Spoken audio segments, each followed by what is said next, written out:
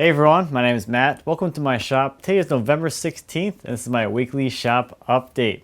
So, just another quick reminder, I was on the Wood Talk podcast last week. If you missed that announcement in my shop update last week, I'll have a link in the description so you can take a look at that or take a listen to that, I guess is the more appropriate way to say that.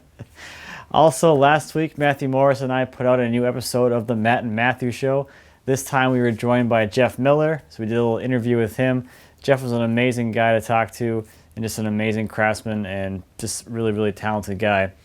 It was really cool for me to be able to talk to him and really just connect with him and ask him all kinds of cool questions that I've been wondering for a long time.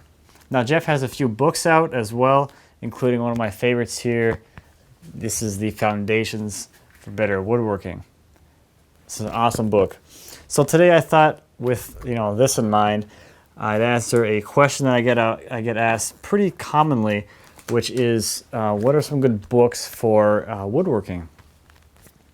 And I'll start with the book that I really got me started in, the book that I used the most and I read the most and all that stuff when I started, because when I started, this is really all it was. Books and magazines. There wasn't really much in the way of online video content. So this is the book that I really kind of gravitated towards back in the day. I like it a lot. There's a whole, the first half of the book is all concepts on woodworking, tools, all that stuff. And then there's a bunch of projects in here as well. And I made this one. I made that back in the day. So I made a few of the projects in here as well. So this was a good book for me back then, but I don't think it's necessarily the best book on the market now. I think it's probably the two best all-encompassing, I want some books that are just global woodworking books. These are the two books that I would recommend for the best all-around woodworking books. Mark Spagnola's Hybrid Woodworking, absolutely amazing book, lots of great information in there. And of course, Jeff Miller's Foundations book. This is an incredible book. Well, they both are, but this one's really cool because it has the different perspective. At least one of the chapters in here is a different perspective on woodworking, and it's more body mechanics. So a lot of the times when you're doing hand tool work, things are a lot easier if you actually use your body to your advantage. And the other really good book that I'll recommend is this book, Practical Furniture Design. This is by Todd and Press. As far as a reference book, I go to this book a lot, or I used to go to a lot when I was still learning proportions and design and stuff. But this book gives you some really good ideas, just general construction of pieces, how different pieces are usually put together. There's a section here on tables, so it gives you sort of some dimensions that tables typically are. Here are some heights that tables would typically be, the different styles of tables, how tall you want to make them. And then this was always really handy too. If you're making a dining table, this graphic here will show you how many people would fit at a whatever size table you're making. So this is a great reference book that is really handy to have in the collection. So those are the books that I would recommend. That's fun. Fun. So, how about a new project? The next project I'll be working on is a sofa table. Let me show you that. So here's a table that I'm going to be building, or at least something pretty similar to this. The one difference in the design that I'm changing is that on this one I kind of stopped short and I didn't curve the front to match the curve in the top or the sides. The sides aren't curved like the side is here. So in the new table, this will be all curved to the same curvature as the top. I think I built this 3 or 4 years ago now. And this was an evolution of that TV stand design, or vice versa. I think maybe this one came first. I don't really remember. Okay, so here's that table in SketchUp so we can take a look at the joinery. Let me get rid of some of the stuff here so we can get in there. I'm going to hide the top so you can see the breadboard here is dovetailed into the top of the leg, and then that is a breadboard joint. As you can see over there, I left that one out so you can see that one already, and that gets pinned, of course, because it's a breadboard joint. And I'm gonna get rid of this leg. So you can see here I've got the twin tenons on both the, I guess these are both shelf pieces that go into the leg. And then this one here, you can see I have a Morrison tenon joint that goes up into the shelf and the subtop there. And then here is a exploded view of that. So you got a dovetail drawer, lots of Morrison tenons, sliding dovetails, and all this nice curvature of all the pieces.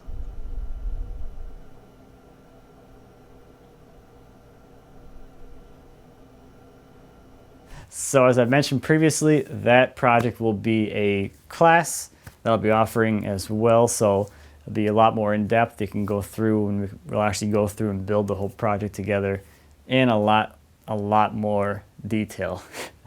And that table is very similar to the coffee table that I built and have videos about on this channel. If you haven't seen those already, I'll leave some links to those as well. That was a 3-part series on the construction of that table, and the joinery and the overall design is pretty much identical with that one. So another thing I was working on this week is the new mount for the log lifting arch for my trailer.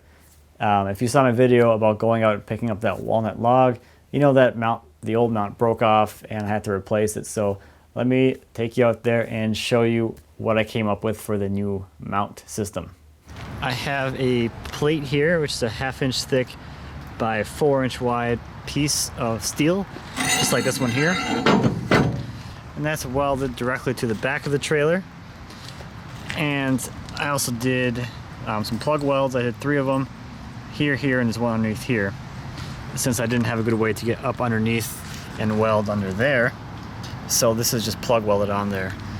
And then the plate, or the old pivot, whatever you want to call this, pivot plate thing, I welded onto here. And my vertical welds are terrible. For whatever reason, I cannot get them to not run. My horizontal ones are looking pretty good so far though. I'm pretty happy with those. Vertical ones, not so much. Although the ones on the inside here came out a little bit better. And then on this side of the mount, I have this piece of 1/2 inch by 3 bar as well. It's 2 feet long, so it extends into the frame of the trailer about another 18 inches. And I wanted to use tubing here, like a piece of tubing I could just put into there, but the yard I went to buy the steel didn't have any tubing that was like of any kind of significant wall thickness. I think the thickest they had and the size would fit in here was 11 gauge, which is I think less than 1/8 of an inch thick. So that would be kind of thin for what I was trying to do. So I have this piece of plate here, or this bar, and then I welded on a T-piece right here so I can kind of connect on this side. And then on the bottom I have another piece of that, and that's just to kind of give it a little more height.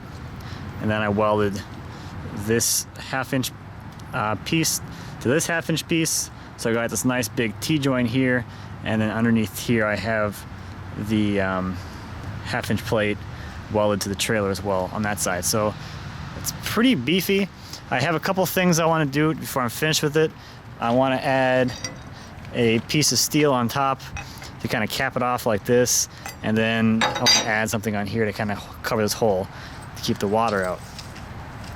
And then I can do the other side, but it's functional again. So I think that new mount will work really well. It looks like it's gonna be plenty strong. So I'll do the other side, and then we will get out there and test it. Hopefully I can find something relatively large this time to try it on. And one quick announcement before we go. I will be having a live Ask Matt next Wednesday, the 25th of November at noon Central Time. And I will remind you again next week about that, but put it on your calendars or whatever so you don't miss it. Those are always fun, and I'm doing it again at noon because I feel like that's a good time for everyone, or at least I get a lot more people that can be there at that time, at least globally. So that's about it for this week. Thank you as always for watching. I greatly appreciate it. If you have any questions or comments about anything I talked about today or anything here in my shop, please feel free to leave me a comment. As always, I'd be happy to answer any questions you might have. And until next time, happy woodworking.